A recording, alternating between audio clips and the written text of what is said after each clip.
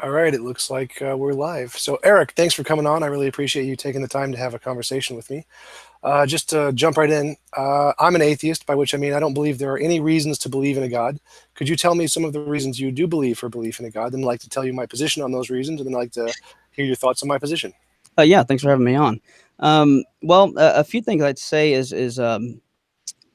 just first make a differentiation between uh, reasons perhaps one comes to believe or reasons that should justify reasons to believe in God. I think reasons that would justify belief in God would be things like the argument from contingency, the kalam, the moral argument from evil. And then there are also arguments that I would use against atheism, which I would take to be the belief that God does not exist. And that would be like the evolutionary argument against nationalism that Evan Plantinga came up with, closely tied to the argument from reason, the existence of consciousness, free will, the existence of the soul, and the resurrection. And for our discussion, I mean, we can take it anywhere you want, but um, knowing that you've done some of these with other people, my interests were going to be particularly more in arguments, like I said, against atheism, which I would take as a belief that there is no God, and then focusing on things like consciousness, free will, and the soul. Okay, we can definitely do that. Just to be a little more clear by what I mean is that if for belief in God to be reasonable, there has to be a reason that justifies belief in God. So if there is no reason that justifies belief in God, then belief in God is unreasonable. So if you believe there is a reason to believe in God, like free will, for example, my position is that free will is logically impossible, kind of like a square circle. So I don't know what free will could possibly be. Do you believe that God cannot do logically impossible things, right? He can't create a round square or or universe where 2 + 2 = 5. Would you agree to that? Yes, and I can't help but ask because you say you don't believe in free will. If you really came to believe that, No, I did not freely come to uh, believe that. I was determined to believe that. why should I believe what you're determined to believe? Why would my determining make it more or less true? It's Right. Yeah. irrelevant. Like if I'm determined to believe that 2 + 2 = 4, the fact that I'm determined to believe it doesn't make it any more or less true. Right, but it gives you no justification for believing it's true. No, the fact that I'm determined to believe it makes it independent from my justification. Justification doesn't come from the fact that I'm determined to believe it. Those are two Right, separate things. but it undercuts your justification. No, it has two separate things. They're unrelated in every way. Yeah, no, I'm agreeing that they're unrelated, but I'm saying the fact that you're determined to believe something undercuts your reason for believing it. Rather, No, undercuts no, your rationality for believing it. no, that's incorrect. The rationality to believe something is independent of whether or not you're determined to believe something. Right, but the fact that you're determined to believe it undercuts the rationality of it. It would be like for example, let's say I get a magic 8 ball, and I ask whether or not it's going to rain, and it says yes. My reason for believing it's going to rain based on the 8 ball is undercut by the fact that it's just a mechanism designed for entertainment, not at conveying truth. So if that's what your brain is and does, and it's determined to believe certain things, then your brain would be like a glorified magic 8 ball. Well, no, that's demonstrably false. So like if I said, I believe 2 + 2 =, or I'm determined to believe that 2 + 2 = 4, because when I take two objects and two other objects and put them together, I get four objects. I'm determined to believe that because of the reason that I add these together and I get four. So Well, I'm still no, determined to it's not believe it, but the because of the justification is still reason. there. Actually, no, it's not because that's not the reason you believe it. You believe it because you're determined. And then you're determined to believe you believe it for those reasons, which is something you're equally determined to believe. Right, you're determined to believe it because of the reasons. So the reasons exist independent of the determination. How So would you know? doesn't make I'm what sorry. you're saying doesn't really make a lot of sense. I don't get it. I agree. It doesn't make sense that there's no free will. So how do you know that you're determined to believe it for those reasons? How do you know that it's those reasons that cause you to believe it? Because if you're determined, it's factors prior to yourself and beyond your control that you're determined to believe it, irrelevant of what the determination of irrelevant of what you're determined to think those reasons are for. What? Where did I lose you? So I am a determinist, so I believe there is no free will. Everything is determined, but it's determined by reasons. So if you're going, it's not just arbitrary. It's not random. It's No, like the reason I believe certain things, the reason I am determined to believe certain things is because those things are justified by reasons, and those reasons compel me, because of how my brain works, to believe that determined thing. So I don't have an option. I can't stop believing that 2 + 2 = 4 because that is determined by the reasons I use to get to that conclusion. So all the things I believe, they are determined because of the reasons that I believe them. So, okay, right. And I'm asking, how do you know that you're determined for those reasons? Because could it not, let's just hypothetically here. Wait, you said, how do I determine I'm determined for those reasons? How did you, in other words, how would you know that it is for those reasons? Like those are the reasons, those reasons are what determined you to believe that, as opposed to something else. Because you could believe 2 + 2 = 4 because grapefruits, taste a certain way. That would be a reason that you're determined to believe 2 + 2 = 4. But how do you know it's that specific reason that led you to that belief? Oh, you're right. We could be in the Matrix or being deluded by Descartes' demon or something. He's just causing my brain to feel these things. No, that's not what I'm talking about. But I have epistemic justification in the fact that 2 + 2 = 4, which causes me to believe this. You're determined to believe you have epistemic justification. Determined to believe, yes. Right. So you're just pushing back the goalposts. No, because it's the same thing. We could be deluded by Descartes' demon, but I don't have any justification to believe that, so it's irrelevant to the question. Well, I didn't bring up Descartes' demon. You It's did. the same thing. There could be another reason that I believe 2 + 2 = or there could be another reason I'm determined to believe 2 + 2 = 4, other than the fact of the epistemic justification that I can do the math. But the fact that I can do the math means I have epistemic justification in that reason. And so could we be deluded by the Descartes' demon? Absolutely, but we have no reason to believe that. That is an unsupported conclusion. So, I mean, I can't be absolutely certain about anything. We could be. There could be other reasons there. But those other reasons, we have no reason to believe them. They have no justification. Okay, yeah, and that's not my point.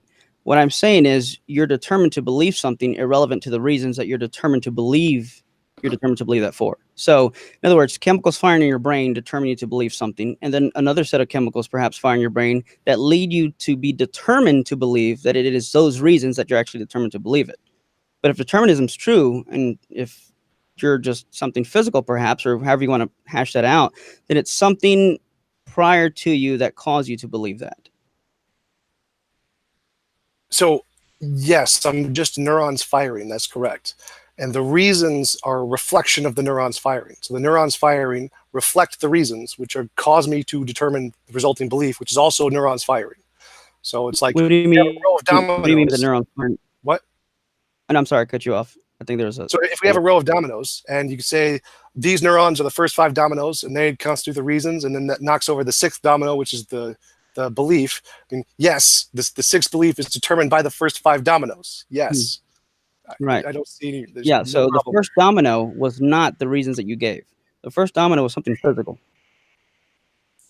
All the neurons are physical. Those would be the reasons. How the neurons interact in your brain, that's all physical.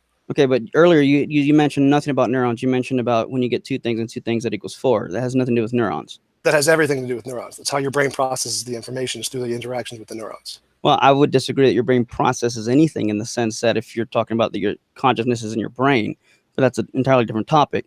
I don't know if you're understanding my point that, okay, claiming that you have reasons to believe something in spite of being determined that you believe it is something you are equally determined to believe in and of itself. So you're just pushing back the goalposts and pointing to something else that you're determined to believe and claiming that's actually the reason for it. When I'm saying, no, the reason for that is not the reasons you gave.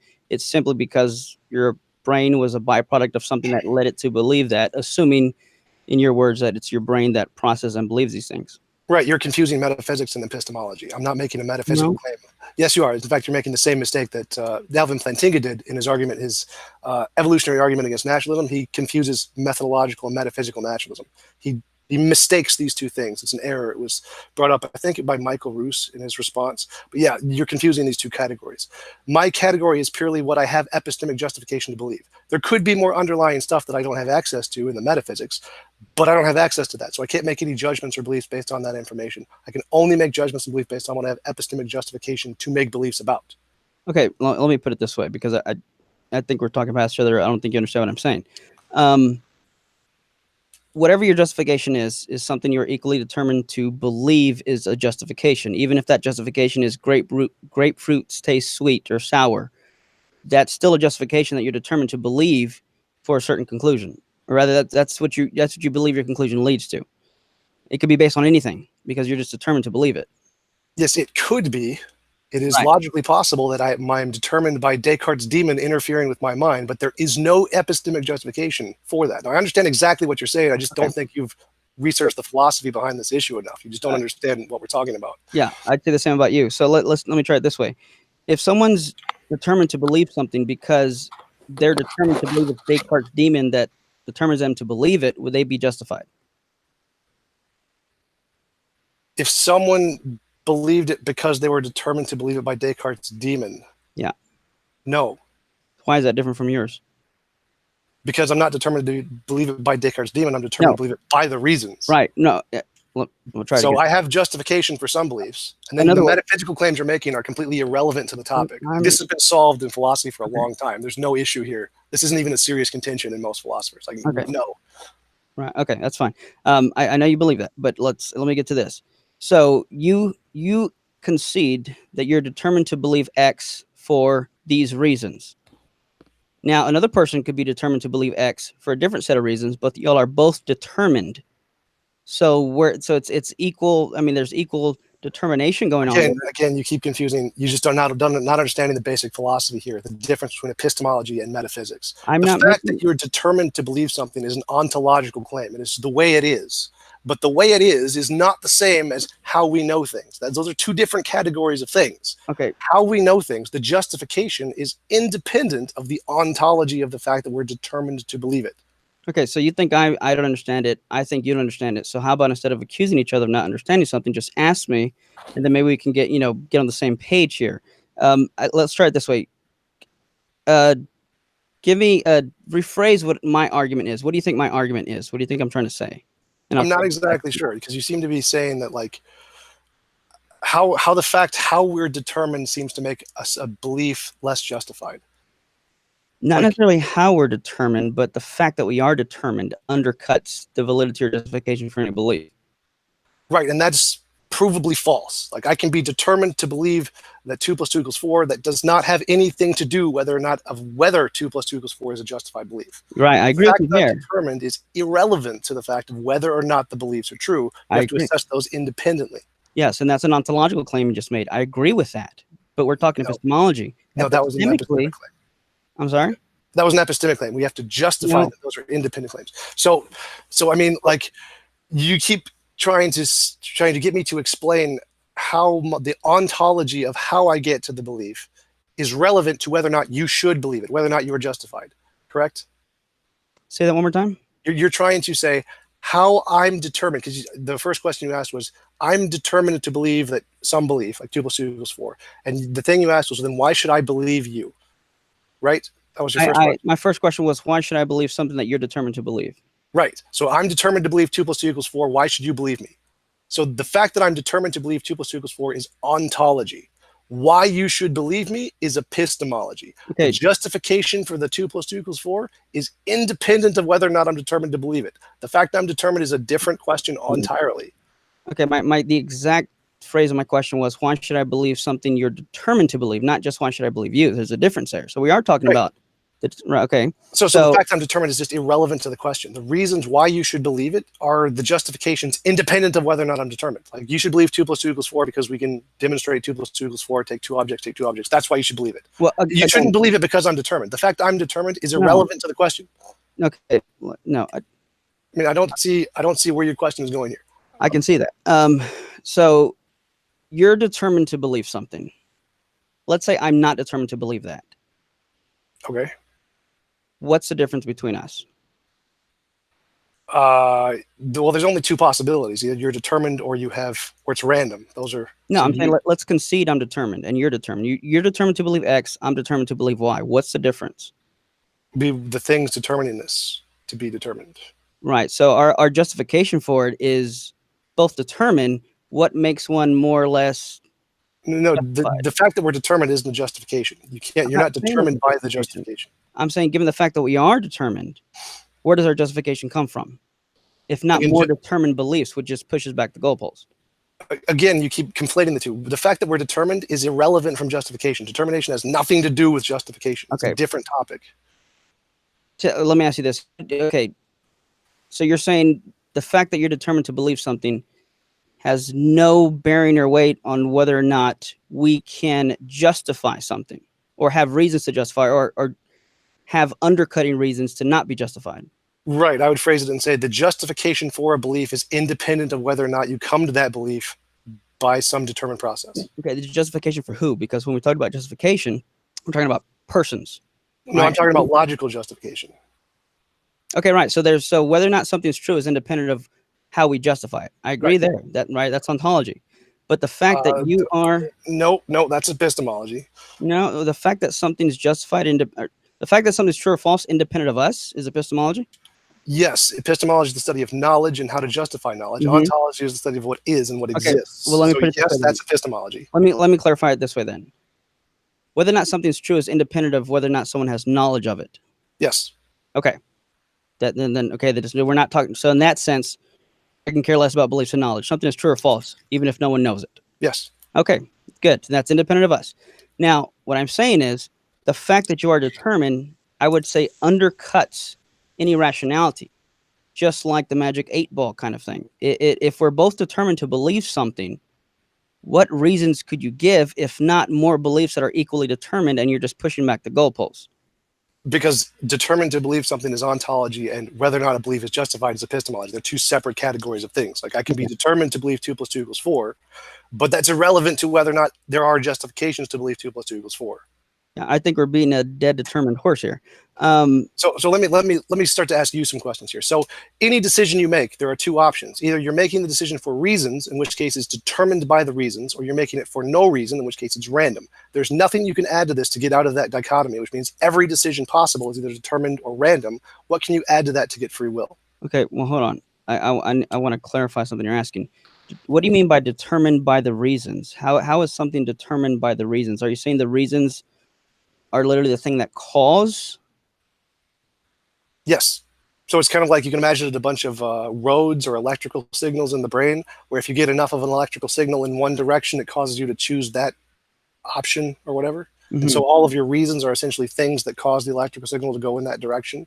Right. So all your beliefs you came to after having some deterministic reason. So you don't wake up and believe something without having reasons. Everything you believe, you have deterministic reasons for. Possibly. I mean, it's definitely no, not necessarily. There are some beliefs you can have without reasons. Right. So.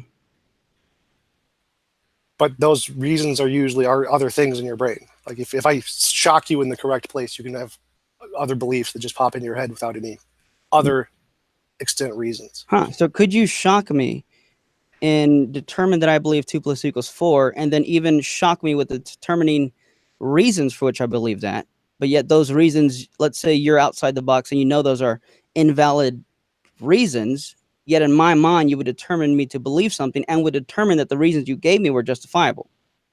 Right. That's the example I first used, was we could be being deluded by Descartes' demon. But the fact the reasons that you think you have for believing it are independent of whether or not there actually are reasons to believe it. Yeah, so your personal subjective, there's like you said, there's truth independent of our beliefs. Yeah. So the fact that we have beliefs is irrelevant to whether or not it's actually truly a justified belief. Those are two separate questions.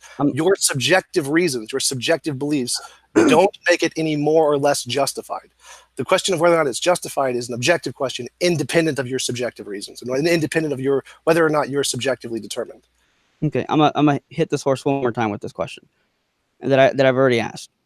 So you're determined to believe 2 + 2 = 4 for the reasons you gave. Let's say I'm determined to believe 2 + 2 = 4 because of Descartes' demon. What's the difference in our justification? Determinism has nothing to do with justification. Determined does not mean justification. Those are separate categories. So the justification there is irrelevant to whether or not we're determined. Our justification would have to be other reasons, other things independent of our determination. Okay, yeah, but I'm not. Well, no, nothing could be independent of our determination if determinism is true. No, the fact that we're determined is not itself a justification.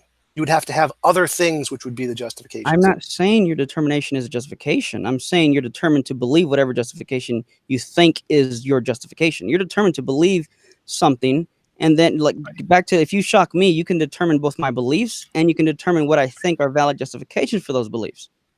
What would be the difference in my validation or justification for what I believe if even my justifications are something you cause me to believe? Remember, there's a difference between an objective truth that's true independent of what we believe and a subjective truth. Yes, you are. It's exactly what you're talking about. I don't think you realize it. So our subjective truth of what we think is a justification, like if I'm caused to believe it because Descartes' demon or someone shocks me in my brain, that is independent of whether or not the claim 2 + 2 = 4 has objective justification. It can still have objective justification regardless of whether or not I'm determined. My being determined is irrelevant to the question of whether or not 2 + 2 = 4 is justified. I know I can agree with you. You can have independent justification, but how? I guess what I'm asking is, but how can you gain access to that if you are determined to believe something? How can you gain access to that justification? You wouldn't be, the fact that you're determined wouldn't prevent you from gaining access to that justification. So like I could be determined to believe something, but that something could still be true. So the fact that I'm determined doesn't mean it's not justified, or doesn't mean I can't be justified, because you could be determined to believe the justified things, whether you realize it or not. Sure. So being determined doesn't make you unjustified. No, I'm saying it undercuts your reason for having any justification. Right, and I'm saying that's false, because being determined doesn't make anything you believe unjustified or justified, because you can be determined to believe justified things just like you can be determined to believe unjustified things. There's a fact that you're determined doesn't have any bearing on whether or not your beliefs are justified. Okay, let me put it this way. Let's go back to the magic 8 ball. We keep asking the same questions over and over again. Let me try to approach it from my way. Can you answer my question? Well, every decision you make is either determined by reasons or done for no reason, in which case it's random. Those are the only two possibilities. It's a deductive dichotomy. You got two options. It's determined for reasons, or it's done for no reason and it's random. What can you possibly add to that to get free will? And if you can't, then free will is logically impossible. No. I would say I choose to believe something based on reasons and the evidence I have before me. Right, so then it's determined by the reasons and you don't have a choice. No, I want to say determined because I have a choice here. Where's the choice? Because if you just choose to believe something and that's determined by the reasons, then it was not a choice, it's determined. So where's the choice? So okay, well let me first define perhaps what I mean by free will. I mean libertarian free will. And by that I simply mean that I'm the first mover of my will or actions. Okay. I don't know if you want to rephrase your question knowing that. It's same thing. So every decision is done for reasons, in which case it's determined by the reasons and you have no choice, it's determined. Or it's done for no reason, in which case you have no choice because it's random. And by reason, okay, by determined by the reasons, do you mean causally determined, like a domino? Yes, yes. Okay, no, I don't think I'm caused by the reasons, no. Okay, how do you get out of that dichotomy? Well, I think it's a false dichotomy. Okay, well, what's the third option? It's not an A or not A kind of thing. And what's the third option? It's, well, that I choose to based on the reasons I have. I make a conscious decision to. I'm not forced to, in the sense that chemicals in my brain force me to believe something. Now, there are some beliefs that come upon me that I didn't choose to believe, but yeah, there are some things that I do choose to believe based on the evidence. So everything you said fits into that dichotomy, into the determined part. So, okay, well, I guess you have like 4 options. Each thing you're going to choose from, and you have like 10 different reasons to pick between these various options, and you choose some reasons and you choose to ignore other reasons. Well, if you choose a reason, there has to be reasons you chose that reason, or there can be no reason you chose that reason, because it is a or not a kind of a thing. It's either there are reasons or there are not reasons. Mm-hmm. Yeah. So if there are reasons, it's determined by the reason. If there are not reasons, then it is by definition random. And so the decision is either done for reasons or no reason. And then the choosing of the reasons is either done for reasons or no reason. No matter how far you go down this rabbit hole, you're going to get to the same dichotomy 100% of the time. Mm-hmm. Either there are reasons that determine it, or it is random, and because there are no reasons. Okay, so you said a lot there. But correct if I'm wrong here, did you not already concede earlier that you can believe things without reasons or having any prior justification or reasons for? Well, you can believe things because of the reason of your neurological things firing in a certain way. That would constitute a reason. Neurological firings are reasons? They would be, yeah, the reason you believe something is because someone shocked you in the brain that caused you to believe it. That could be a reason. But neurological firings are reasons. No, it's an awkward way of phrasing it, but essentially that gets to the same point. Which is? Everything you do is either determined by reasons. Everything you believe, every decision you make is either determined by reasons or determined by no reasons, in which case it is random. Now, if you want to extend that to a physical description of reality and go with neurons and biological stuff in the brain, then yes, you would consider those to be reasons, because you could make a decision based off of neurological stuff happening in your brain, if you want to include that into the analogy. Well, I think, earlier you even said everything's neurons when we're talking about beliefs. So I guess on your view, you'd have to include that in the analogy, and you would have to say that reasons are just chemical firings in the brain. So right. If you're asking me if I believe things simply because chemicals fire in my brain, no. Well, in the analogy I used of saying there are either reasons or no reasons, that applies to everything, including the supernatural, non-physical. If there is a soul kind of thing, it applies to that as well. So I'm using a more general analogy. It applies to all possible realms of reality, which makes it deductive rather than just limiting it to the physical, neurological stuff we know about. So that's why I was using the more general one, not limiting it to neurology. So I'm happy with saying I choose to believe things without being determined to on my own libertarian free will based on reasons. Okay, but that didn't answer the question. You're still stuck in the dichotomy, which proves that's logically impossible. Either you determine it's determined by the reasons, or you have no reason, in which case it's random. Those are the only possibilities. How do you get out of that? So you're saying if I have libertarian free will, you would say my option would have to be what? I'd have to make what? Which one of those two? Which I already think is a false dichotomy. But well, I think libertarian free will is like a round square. It's not possible. You cannot have libertarian free will. It's a non-existent thing. Why? So because it's logically impossible. Everything you do is either done for reasons, in which case it's determined, or it's done for no reasons, in which case it's random. If it's determined, you didn't have a choice, so there's no libertarian free will. If it's random, you didn't have a choice, so there's no libertarian free will. There is no possibility of libertarian free will. It's logically impossible. That was more of a yes or no, but even though you're determined to believe that, and you could not have believed otherwise, I disagree. Define what is libertarian free will? I would say it's the ability to make a choice independent of like coercion or something like that. I'm asking you what your view is. I think that was the definition. I'm just trying to, because I think it's impossible. So, right, but I mean, you have to know what it is that you think is impossible before you can call something impossible, right? Right. So I think it's the ability to make a decision independent of any kind of coercion. I don't remember what the actual word is, but it's some kind of force. Okay. So how do you define it? Well, I already told you, but it's a little disappointing that you can't define it, but you're telling me it's impossible.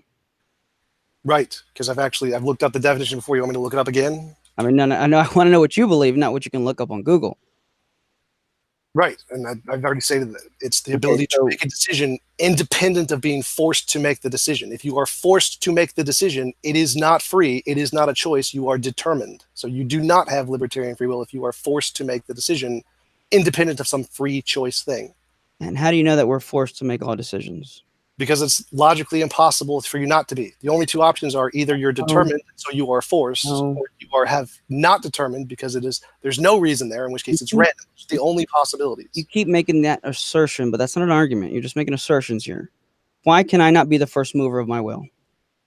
Because it's not logically possible. So if you can show that this is not a dichotomy, if you can show that there's a way out, that's great. But if you can't, it's a dichotomy. Like if I say it's P or not P, you can say, well, no, there's another option. You have to actually show the other option here, because I've demonstrated P or not P. Either you do things for reasons, in which case it's determined, or you do not do things for reasons, in which case it's random. By definition, that's what random means, not done for reasons. Those are the only options. That is a deductive dichotomy. It is P or not P. Logically, it makes perfect sense here. You have to actually show that this is a false dichotomy in some sense. Okay, so every time I ask why I can't have libertarian freedom, you say because it's impossible. And then you go over your dichotomy. Right. Then, okay, that doesn't show it's not possible for me to be the first mover of my will or actions. In other words, what if I said I choose to believe stuff freely, libertarianly freely, based on reasons? Would you be okay with that? Well, that would just be compatibilism, so it would just be determinism. No. Why must you assume determinism, other than the fact that you're determined to believe that? But why must you assume determinism? Because there isn't another logical possibility. You can't insert something to get out of that dichotomy. Like it's like if I say a square has four sides and a circle does not have four sides, then you can't have a round square. Okay, just because you want to believe in a round square, that you use your libertarian to believe in a round square, doesn't make it any more possible. It's still impossible. Okay. Just because you use an illustration with your assertion doesn't make it an argument. So actually, it is in fact an argument. It's a very common argument. It's why pretty much every philosopher rejects free will as any kind of really. That's news to me. Yeah, 75% of philosophers are naturalists. In case you didn't know. Well, I don't know if it's 75%, but of course, truth isn't. Phil Papers survey, 75%. Okay, yeah, great. So, and you're determined to believe that too. Back to the whole free will thing. So, everything I believe and do, I'm forced to do, and you're saying it's logically impossible for me to freely choose to believe something without being forced to. Right. Okay, well, I guess we agree to disagree there, because I don't think you've bared the burden to prove that, and I don't know how you could prove that everything is determined. Well, I mean, are you dissatisfied with a logical proof that a square cannot be round? I mean, because that's all I did. I'm dissatisfied with I used the exact same proof that philosophers use to show that squares can't be No. round. So if you reject that, I mean, okay. No, I'm dissatisfied with the fact that you keep making an assertion and then using an analogy as if an analogy with an assertion is an argument. That's what I'm dissatisfied. Right. Yeah. Just like how philosophers prove that squares can't be round. Yes, it's the exact same argument with the exact same structure and the exact same philosophical grounding there. So yeah. I don't know why you keep saying it's an assertion and it's not an argument. It's literally the paradigmatic philosophical argument. Okay, you're saying it's impossible, like this. That's an assertion with an illustration. I'm saying it's impossible because it's contradictory. Yes. Right. That's what the analogy aims to show. Yes. Just like a round square, that's the same thing. I don't see how do you see there's a difference between these two things?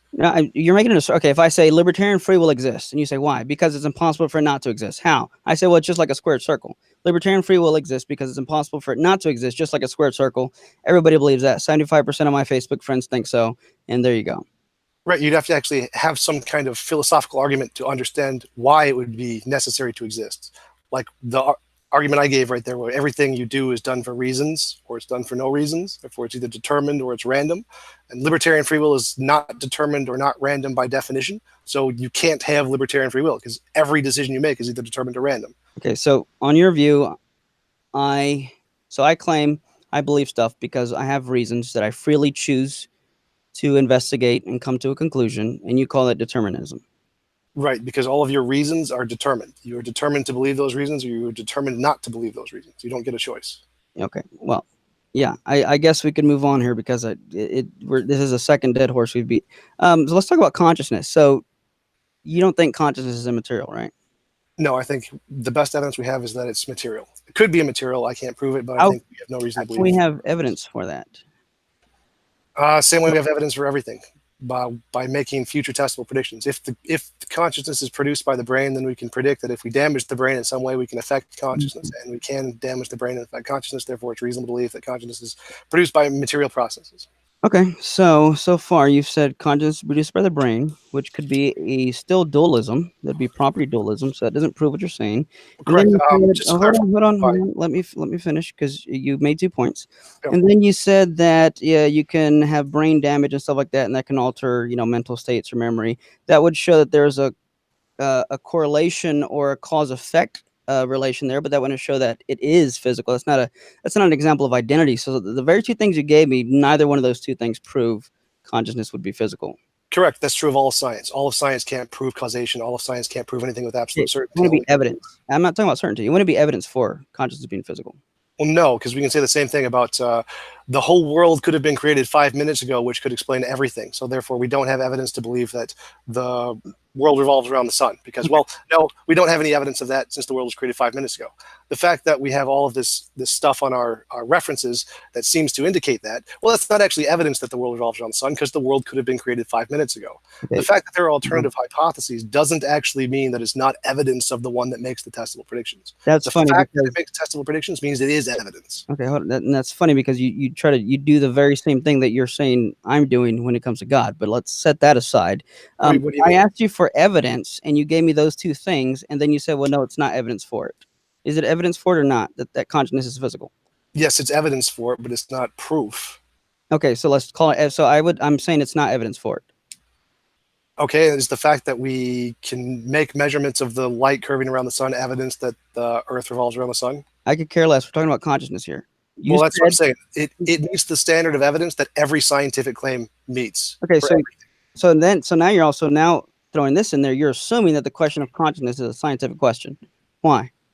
Well, no, I'm saying that what makes evidence is the fact that we can use some preconceived hypothesis to make predictions about things we did not know. And if we can do that and confirm them, that is evidence that the hypothesis is correct. That's true of all of science. That's what science does. Yeah. So we can make a preconceived hypothesis that consciousness is material. And with that hypothesis, we can make predictions about if we damage the brain in this way, we can see these kinds of effects on consciousness, which we see, which is therefore evidence of the hypothesis, exactly like saying the Earth revolves around the sun. For every scientific hypothesis works that way. Okay, no, not necessarily. And so I guess your answer to my question was yes, you do think it's a scientific question. That was not sort of.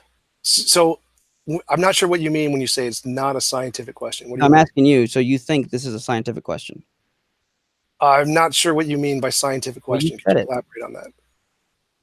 Oh, I didn't say it. You said it. Yeah, you said that that's how we do things through science. Then you started talking about science and Right, scientific. right. So science is a way to determine things that exist in reality that are not simply a part of your imagination. So we have to use some kind of methodology to differentiate between some imaginary thing and whether or not this thing actually exists in the world.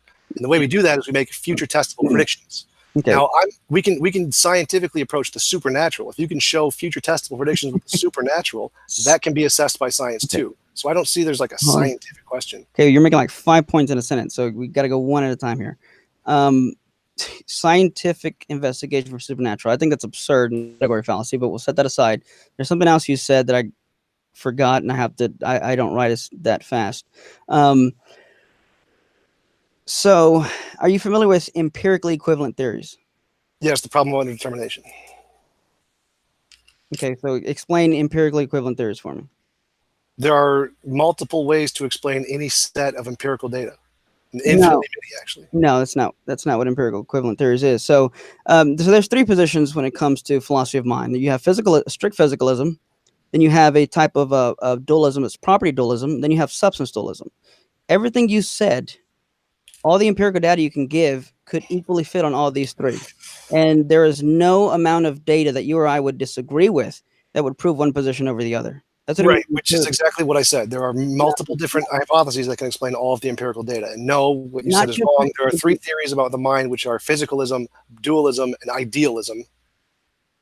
So, but yes, that is the problem of underdetermination. There are infinitely many ways to explain any set of data. That's true. There are infinitely many ways to explain all of the empirical scientific data we have of everything. We can say the entire world was created 5 minutes ago, or 6 minutes ago, or 7 minutes ago. That doesn't mean we don't have evidence of the things that we can see around us. Like we can show we have evidence that the Earth goes around the sun.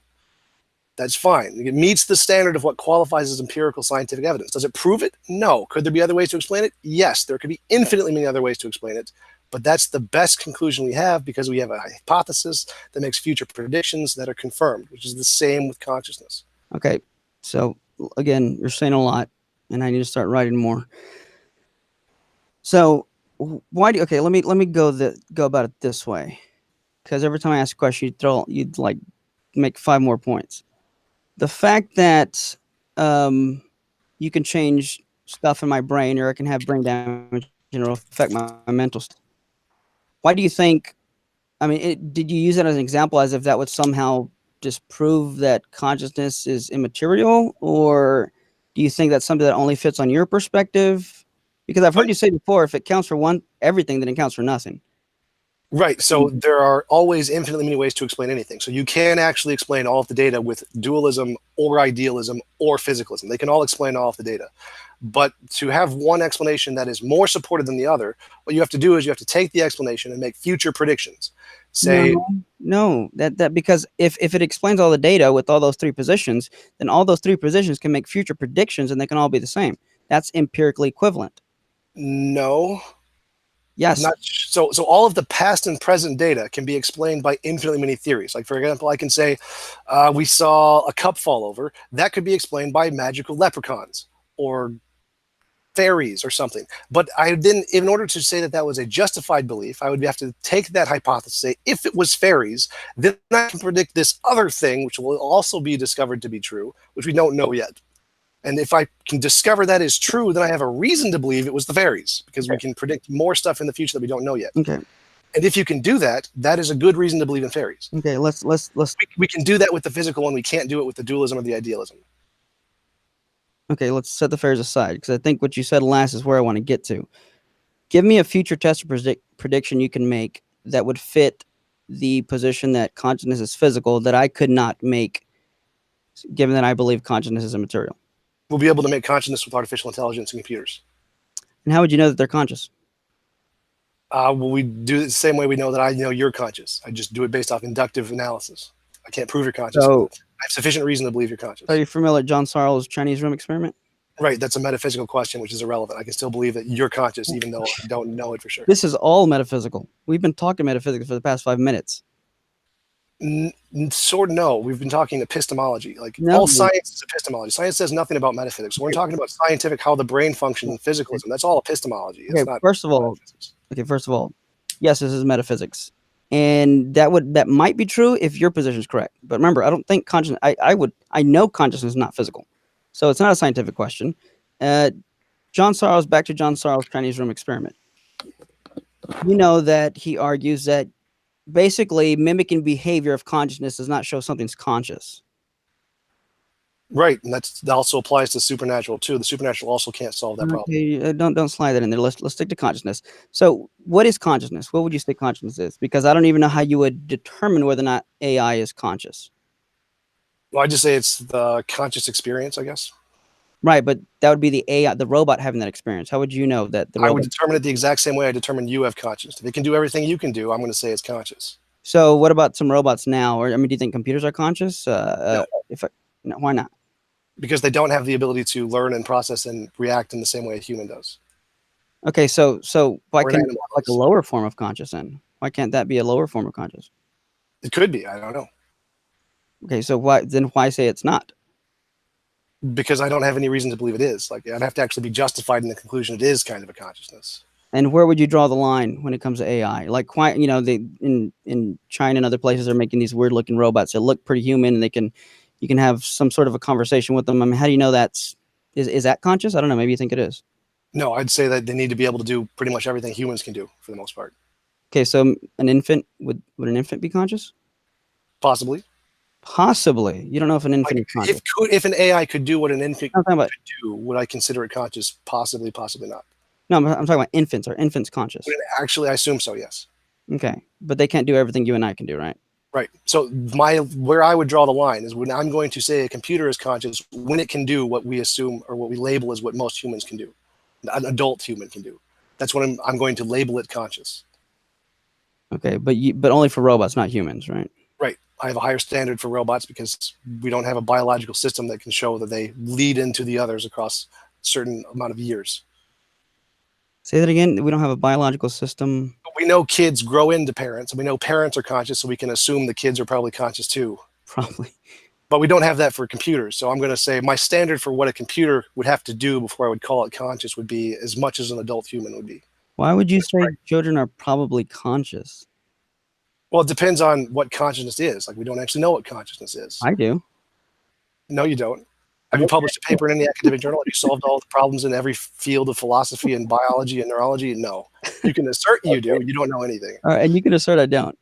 Right, I can. Yeah, so that word, he said, she said, right? I know you are, but what am I? So what about the people who have done, work in this? And why can't I know what consciousness is? I'm a little offended.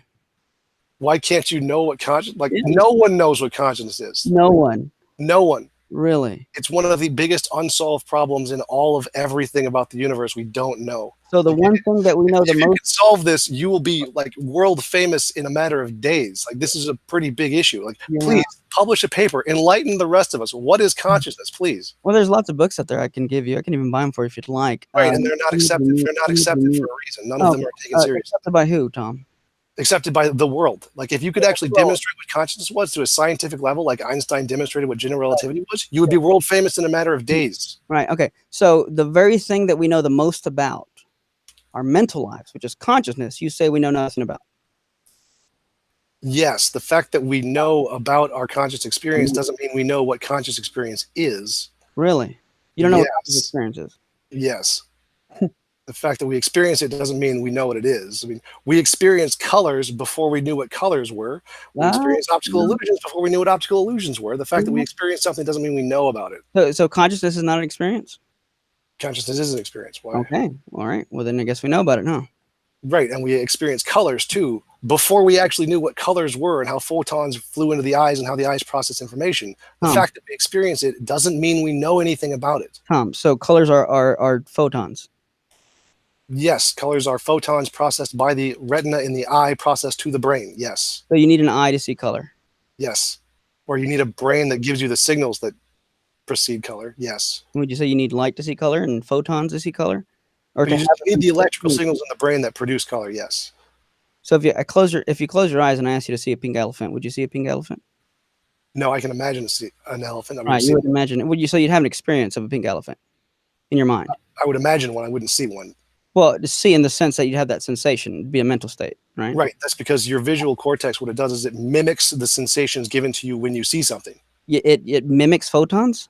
Yes, that's exactly how your brain Really? images things. It mimics the image when you see it. With my eyes closed, it mimics photons. Yes. That's incredible.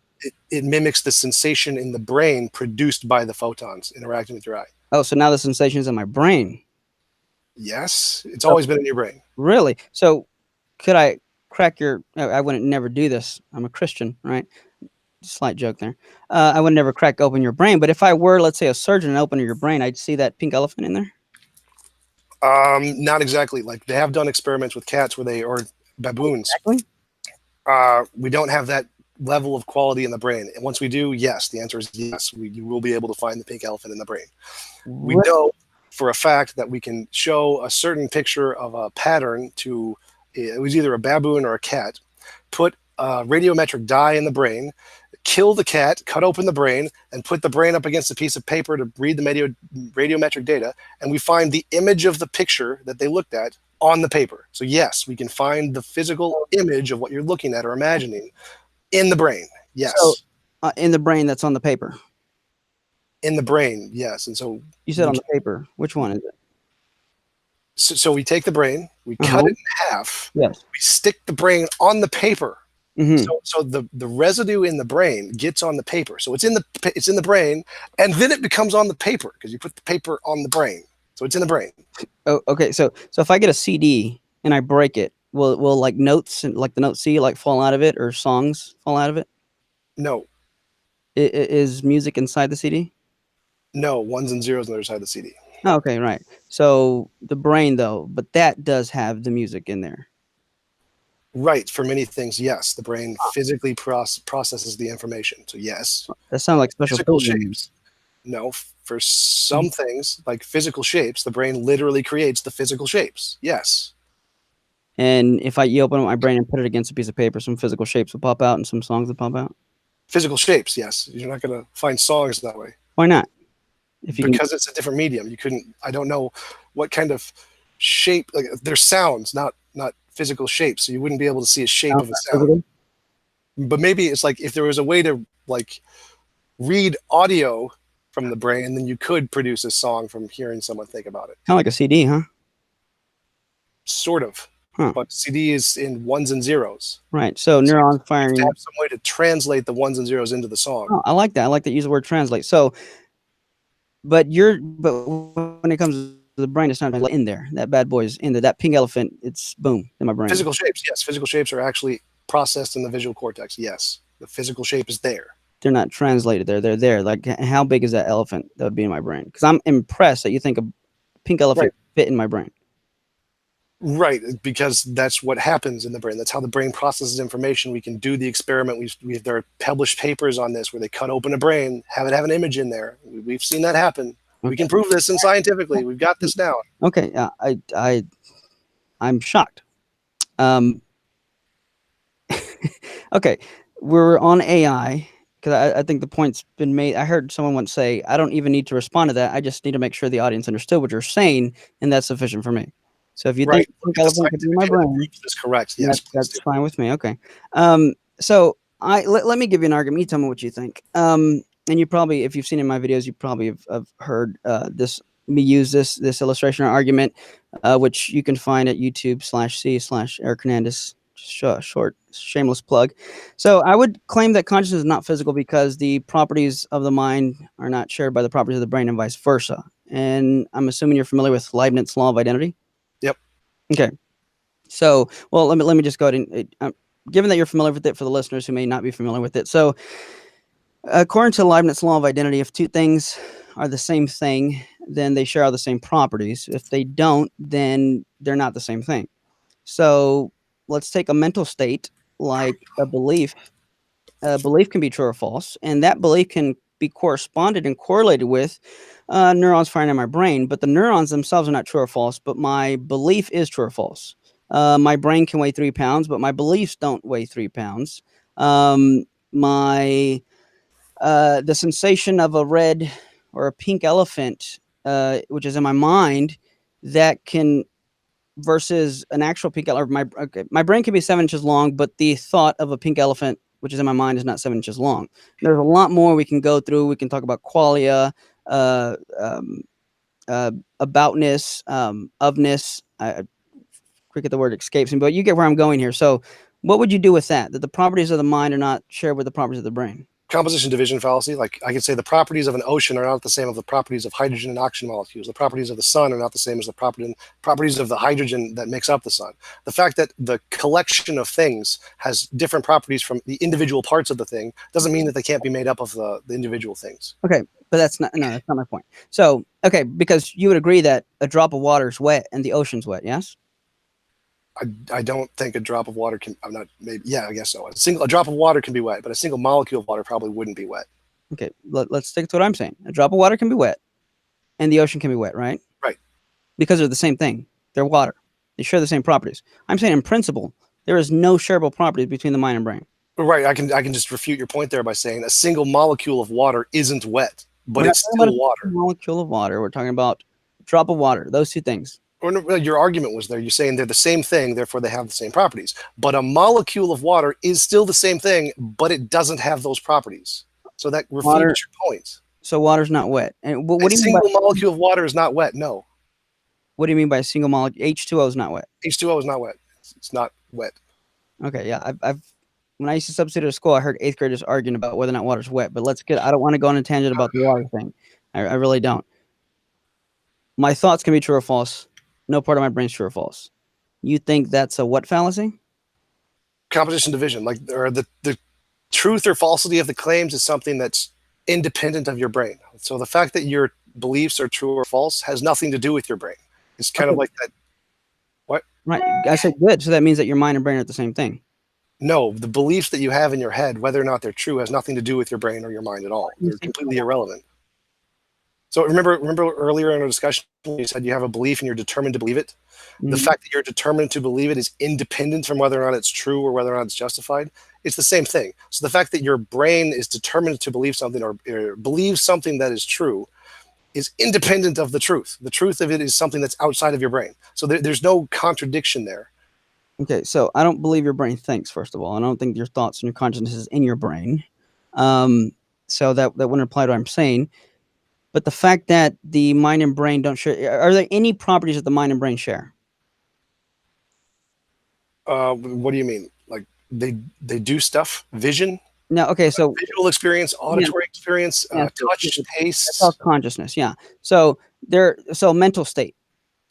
There are ways that philosophy. So assuming you've read the books and you say, so many percentage of people reject this and that, and the world believes this or that. So I'm assuming you have an answer to the question, how do you identify a mental state? How do I identify a mental state is the same way I identify a brain state. Okay, so are mental states the same thing as brain states? By my definition, yes. Okay, right. Then they should share the same properties. No. Again, the same thing with the composition division fallacy. No. The sun is made of hydrogen, but the sun has more properties than hydrogen does. No, stop. You're not following me here. If a mental state is, and by is you mean literally the same thing as, then we're using two different phrases or names or terms to talk about the same thing. If I'd say TJump or the guy I'm talking to right now online, I'm using two different titles reference to talk about the same person. So whatever's true of TJump is going to be true of the guy I'm talking to online because they're the same person. If you're going to claim that mental states and brain states are the same thing, then they're going to share the same properties. It's that mental states are some brain states. Not all brain states are mental states. Some things your brains do. You don't have any mental conception of what at all. So there is some part of your brain states that are mental states. Just like there are some parts of like hydrogen that share the same properties with sun, but they're not all the same. Okay, now you're doing that fallacy, the composition thing there. Okay, what? In your mind, what is a thought? I have no idea. I just think thoughts are the things we're experiencing. Physically, what's a thought? Because it's physical. I'm assuming. Right. So it's something in the brain. I have no idea what. You don't know what a thought is? It's something in the brain as far as I know. I don't know what it is. So would you? I don't have a full solution to neurology and how consciousness works. Okay, well, there's nothing to do with neurology. Okay, anyways. So a thought to you would have to be some type of a brain state, right? Neurons firing, yes? Yeah. Okay, so when you have thought X, your brain does something, right? Yes. And those are the same thing. Yes. Okay, then they should share the same properties, just like TJump. No. Come on, man, you're killing me here. It's like a computer. A computer has ones and zeros. Everything on a computer is a set of ones and zeros, but when you look at the screen, you don't see ones and zeros. This is not a problem. So right, because they're not the same thing. What do you? They're all ones and zeros. Like that's it. But the ones and zeros and the image on my screen is not the same thing. Okay. Could you explain that to me? What do you mean? Ones and zeros are not the same. Okay, so the grooves on a CD are not the same thing as the music itself, correct? The grooves on the CD are the way the thing that's reading it creates the music. Not what I asked. So, well, this is the same thing as consciousness. So the way that you experience consciousness is because of your brain is doing all of the ones and zeros in the background, creating this idea or this experience of consciousness, like the screen on your computer. Now, I don't know exactly what you mean by the same here, because I see those as all the same process. Go back to the CD thing. Go back to the CD thing. The grooves in the CD, is that the same thing as the music? Is it literally the music? No. Okay, right. So we agree so far. I'm saying it's the same thing with the brain and the mind. And I think you would agree here because, and I'm not sure if you've even, as boldly as you've claimed, we don't know what consciousness is, and you talk about consciousness and philosophy of mind. I'm not even sure if you know what your position is, because I would say you're some type of a property dualist, because earlier you said that the brain, consciousness is something produced by the brain, which already entail that they're not the same thing. Well, it's just the way we talk about it. I would say that it is a brain state. It's something in the brain. So, but I'm definitely not a property dualist, because dualism is completely incoherent because of the problem of the interaction problem. Yeah, that doesn't make it incoherent. We can get to that if you want. Let's one thing at a time here. So just to clarify, my position is that conscious experience is like the screen on your computer. You got a bunch of ones and zeros, which we can correlate to the neurons interacting, which create a screen on the computer. So even though they aren't literally the exact same in every conceivable way, the screen on the computer is a result of the ones and the zeros. Okay, I'm fine with saying that, but you'd have to concede there that they're not the same thing. Right, if you want to say it in that same respect, yes, but I'm still saying they're material, so they're the same in the material sense. Okay, sure. Okay, so they're both material, but they're not the same thing. That's fine. Okay, I'm happy to grant that. If you want to mean the same thing in that literally way, yes. Okay, they're not the exact same thing. Okay. Again, coming from someone who was so confident that we didn't know anything about consciousness and all this other stuff, and saying go get a Nobel Prize and prove this or that. Surely you'd have to know what identity means. I mean, it's a strict metaphysical term, which is what we've been talking about metaphysics for the past 30 minutes or so. So that's what identity means. It literally means the same thing as. Right. And the problem of identity is a big problem in philosophy that we can't solve for anything. Okay. So I'm talking more about epistemic identity and what we can demonstrate scientifically. As far as we know, scientifically, there are things in the brain. But if we're talking philosophy of mind, then you should know how I'm using identity, and especially the way I laid it out. And then I even said Leibniz's law of identity. So, I mean, I would just recommend not to be coming off so strong if you're not familiar with the area or the field. No, I'm fairly familiar with the area. Identity doesn't have anything to do with the problem of mind. Identity has to do with the problem of identity and the law of identity, which is a more broad topic. So, no. Leibniz's law of identity. Right. The law of identity. There's a difference there. It's philosophy of mind 101 stuff. Okay, so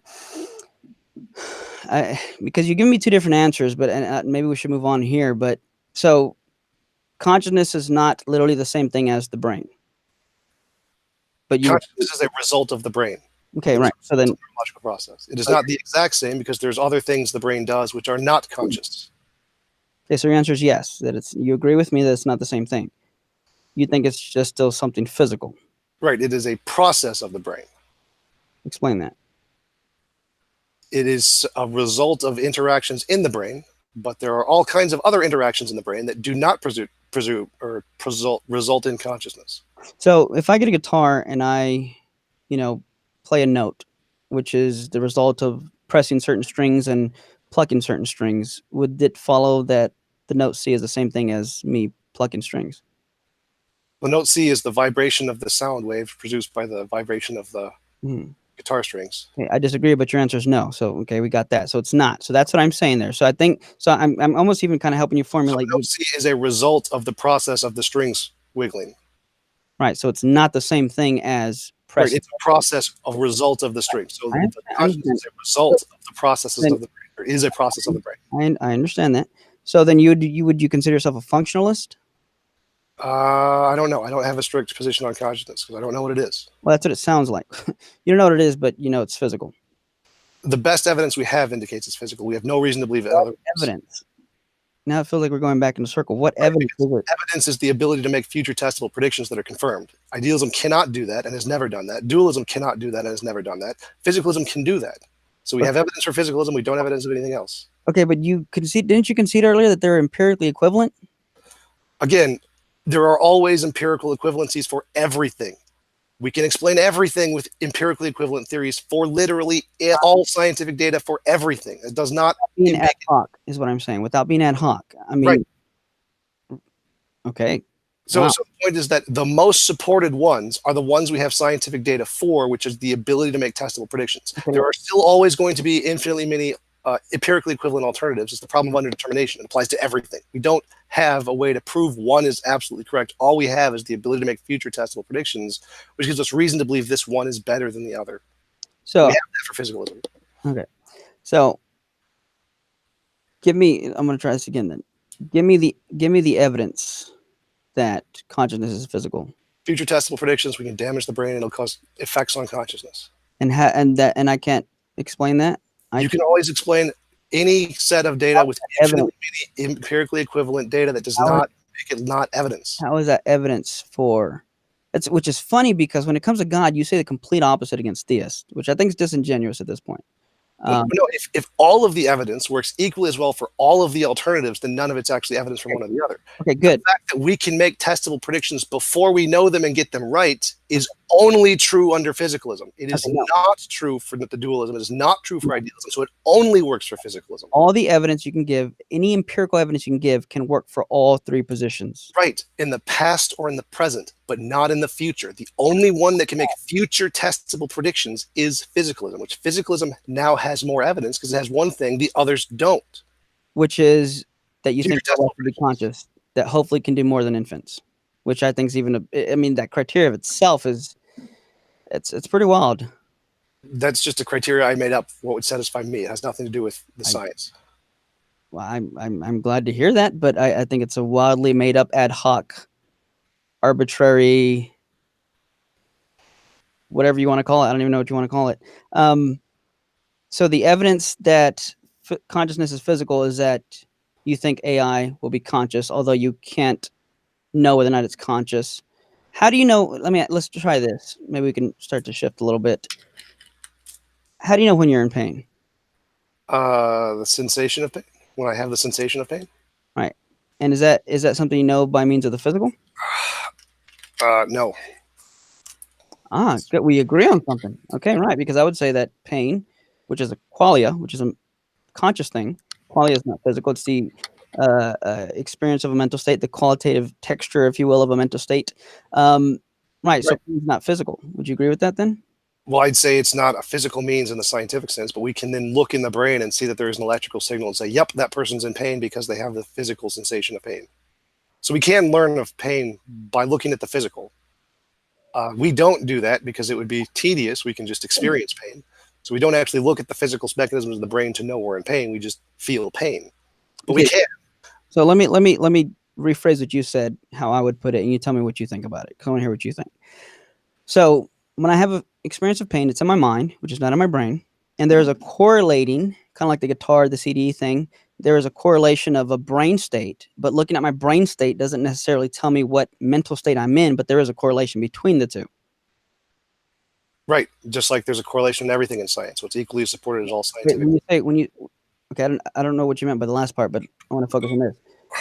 When you say right, you agree with me, right? As in that pain is in the mind, which is not in the brain? No, pain is in the brain, and we look at the brain to gain the correlation between the two sensations. We can't prove it metaphysically, but that's just how science works. What two sensations? What? What two sensations?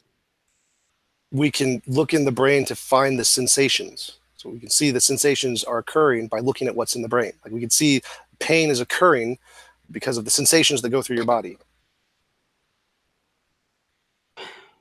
Sensations in the brain. Yeah, I'm still not getting that.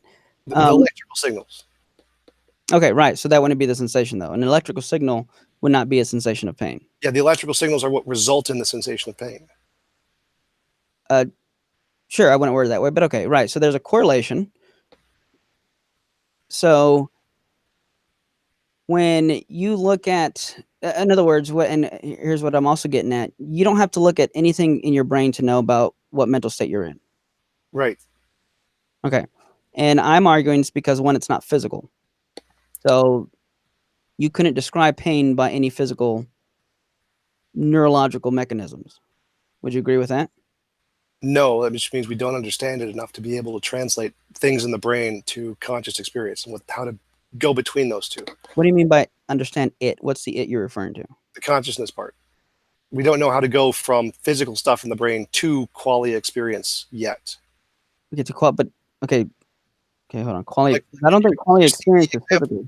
It's like your CD example where you said, are the bumps on the CD the same as the song? Like, yes, if you find a way to translate one to the other, then yes, the bumps on the CD are the same as the song. It's just a different language. Right. Same thing as with the brain. It's like the stuff in the brain, the mental, neurological stuff is the same as the stuff you're seeing. We just don't know how to translate those yet. Okay.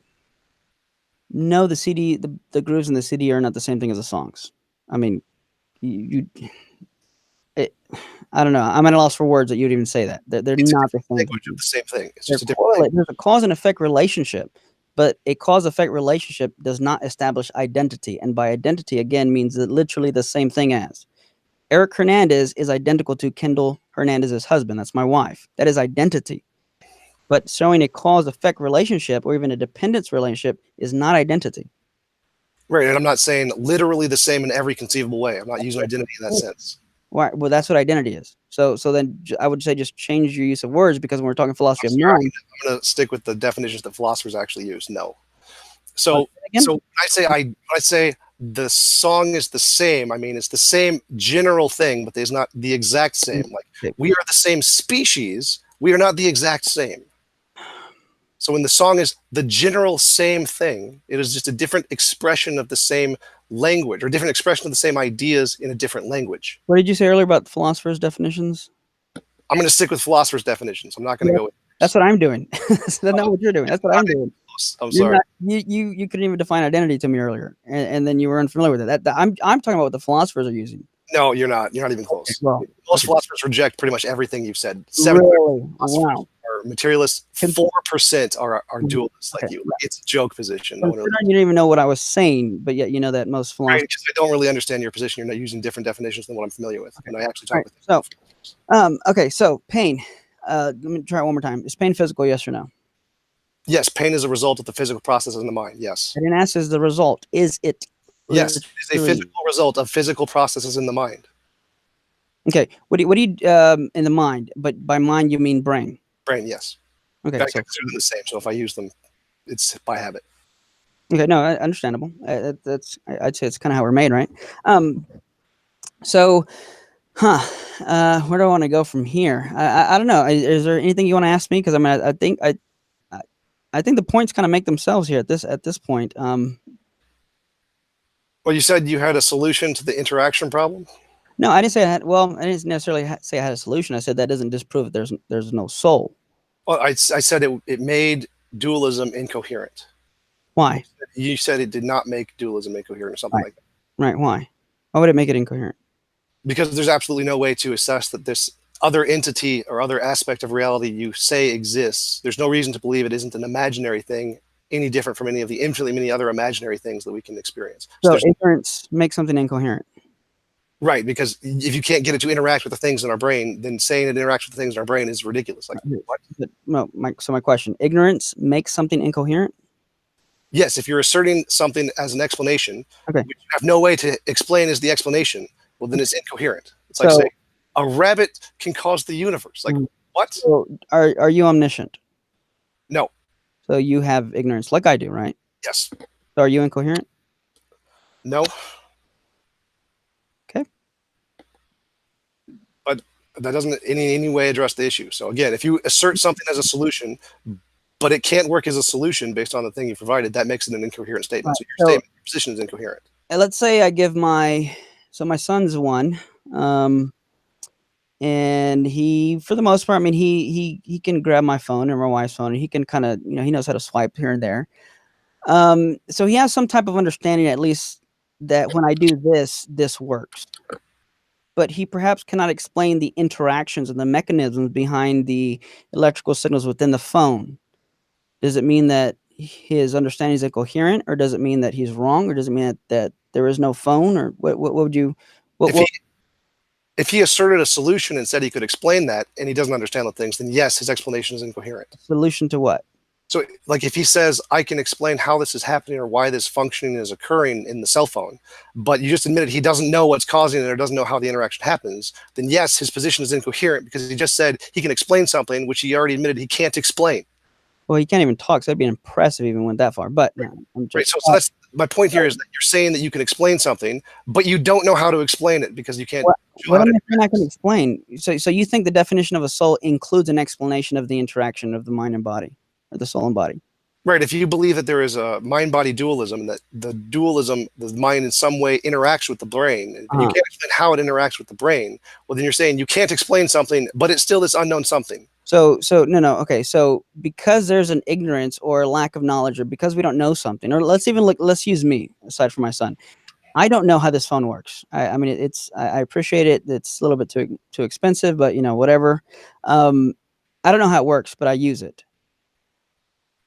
Am I wrong in believing that the phone works?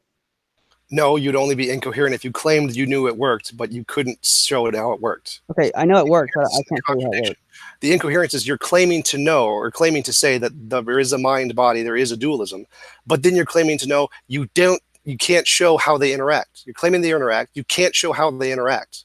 That's the incoherence. The problem is there's a contradiction in your position. Okay, so in order to believe that the soul exists and it's not physical, I have to necessarily show how they interact, and if I don't, then I throw the baby out with the bathwater.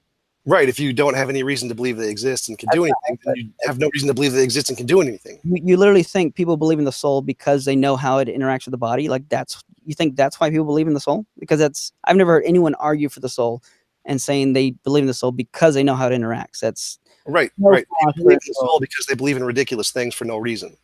So if you can give a good reason to believe in a soul, that's great. But as far as I know, there isn't any. And the one that would entailed in that would be to show how the soul interacts with the body. No. Because again, I cannot show you how this phone works, but I believe it does. So we can go through arguments for the soul if you'd like, but just even if I could not explain how it interacts, it doesn't mean I'm incoherent or I can't believe that the soul exists. So they're two separate things, two separate questions. One is an ontological question. The other is an epistemic question. You can demonstrate the phone works. You can't, if you have good reason to believe a soul exists, even if you don't know how it works, that's fine. But as far as I can tell, good. Okay, so I can believe the soul. I can believe in the soul and have reasons and justifications for it, even if I don't know how it interacts with the body. Is that correct? Right. I'm saying that would be the reason that you would need to justify belief in a soul, is you have to have the interaction answer. Why? Because there are no good reasons to believe in a soul. That would be the good reason to believe in a soul. With the assumption that there are no good reasons to believe in the soul, then it all boils down to the interaction. I would say, actually, you'd have to first know whether or not there is a soul or could be a soul before you can even tackle the question of interaction. You could approach it that way. So if you have other reasons to believe in a soul, that would be good too. But as far as I know, there are no reasons to believe in a soul. So if you have no solution to the interaction problem, then you have nothing. Okay, but again, it's under your assumption, which you've admitted you have limited knowledge, that there are no reasons, or maybe the assumption that I have no reasons. I don't know. We haven't even gotten there yet. But you're acting as if I can't explain interaction, then I have nothing, because you assume there are no good reasons to believe in the soul. So again, it's like you're confusing epistemology and metaphysics here. Like if I say Santa doesn't exist, that doesn't mean I can prove Santa doesn't exist anywhere ever, no matter what. There's just no good epistemic justification to believe Santa exists. Okay, I'm curious. What reasons have you heard for the existence of the soul? Quite a few. I don't really remember them because I never really took them seriously. Really, Tom? Yes.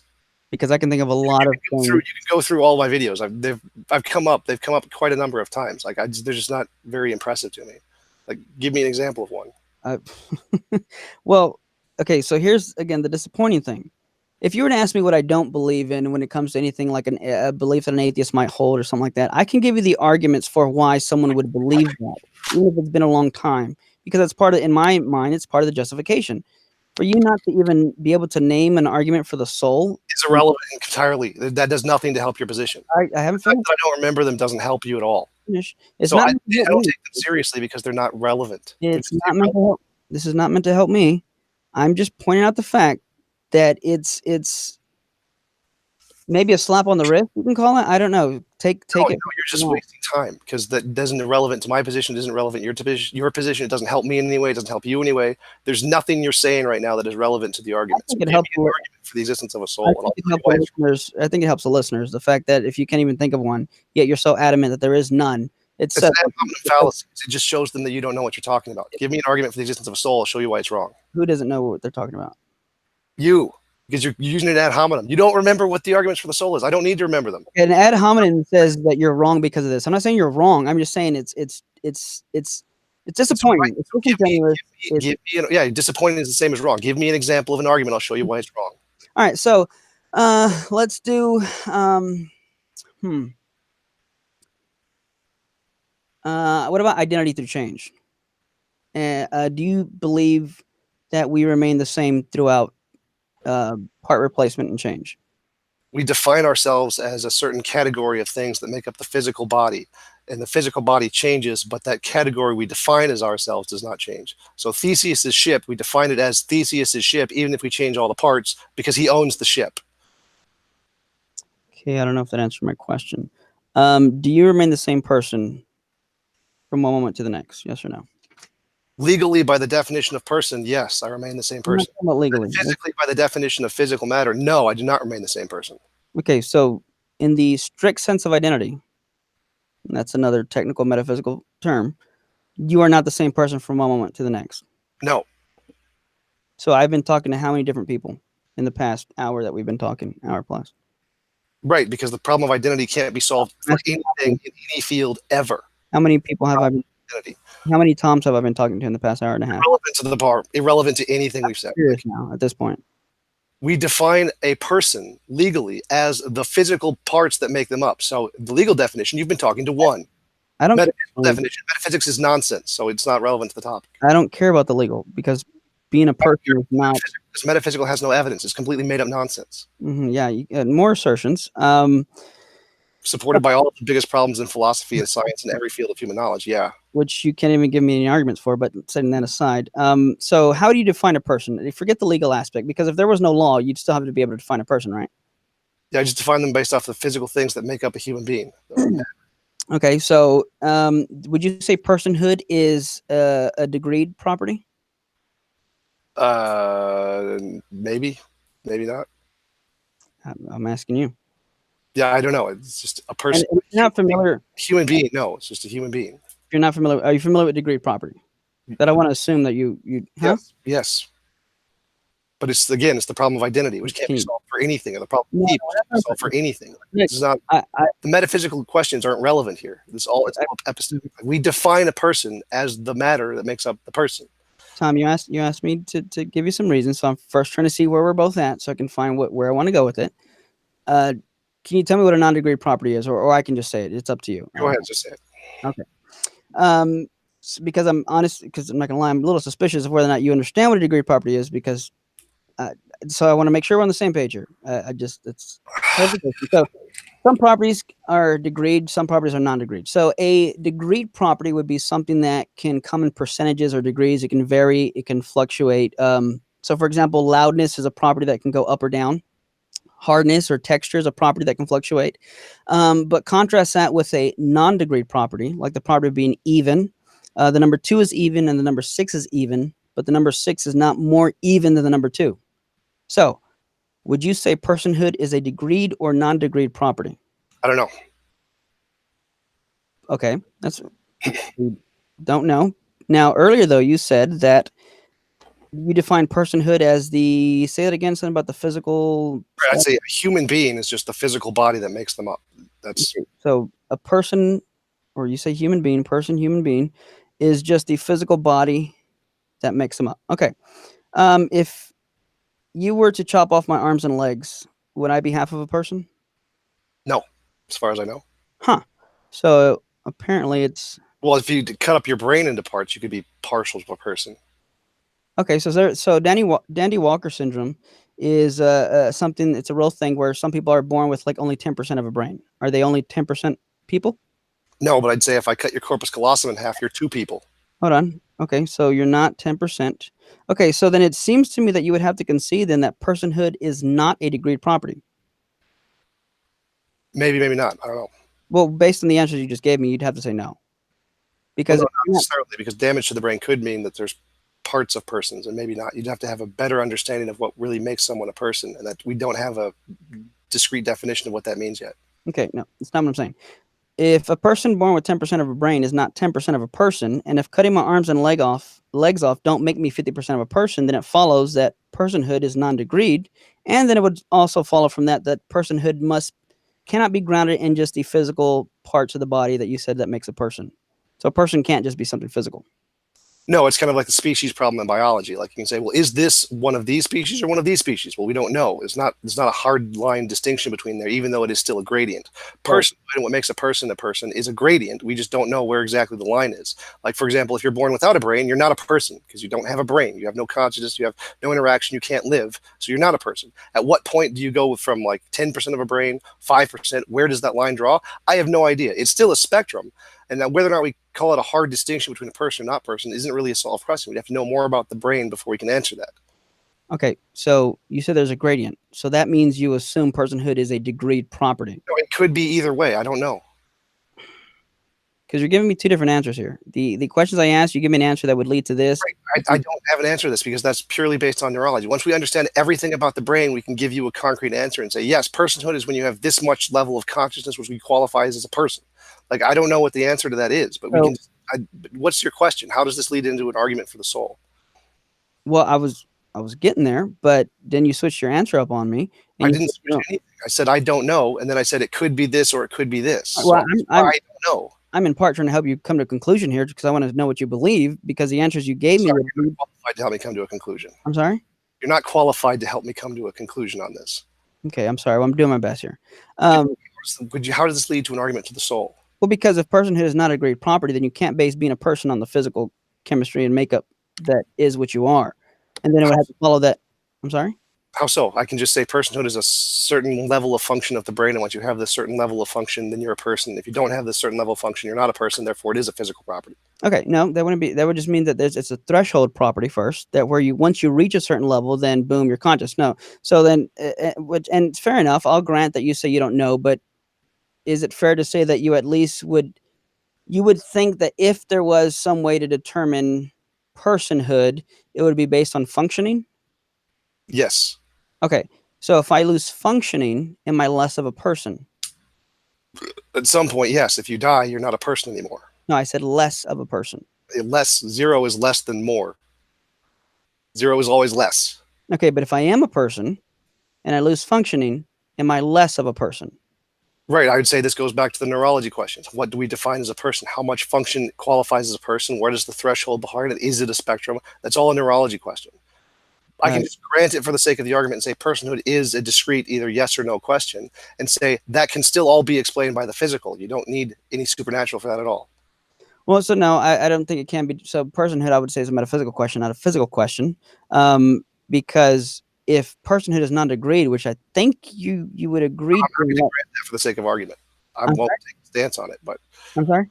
I will grant that for the sake of argument, but I don't take a stance on it. It could be either way. So personhood not a degreed property, then you cannot ground your personhood in anything physical, which means being a person is not necessarily entailed to or tied to something physical.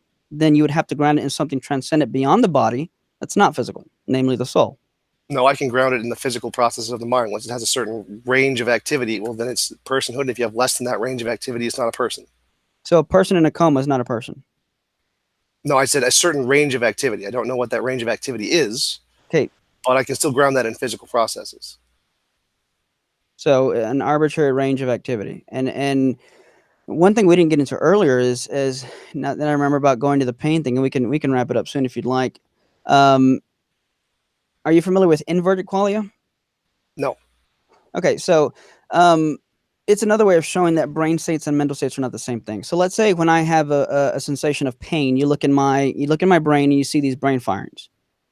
And then let's say you take a sip of lemonade and you get a sensation of bitterness. And when I look in your brain, you have a certain firing. For all I know, it could be the case that when you have a certain brain state, you don't feel what I feel when I have a brain state. Because here's a better example, perhaps. Right. What you see as red, I can see as blue, and we wouldn't be able to tell the difference. For the most, sure, perfect, right. So I think that would pose a huge problem to your AI thing, and I don't know how you would ever be able to tell that what mental state someone's in simply by looking at the brain. And I would argue that is because the mind is not the same thing as a brain.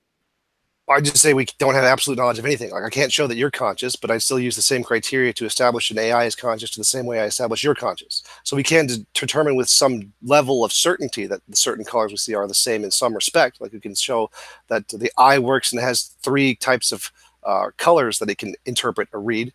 And of those colors, we can show colors that are of the same kind of retina, or read by the same part of the retina. We could put them right next to each other to see if you have certain kinds of damage to your eye, which causes you unable to see certain kinds of colors. So we can determine that you do see the same label of what we label as the colors, and that they are the same frequency of light. So we still have a high degree of certainty that this is the color you're seeing, and this is what you see when you see the color. Can we prove it? No, but we don't need to. We can't prove anything in science. It's irrelevant to the question.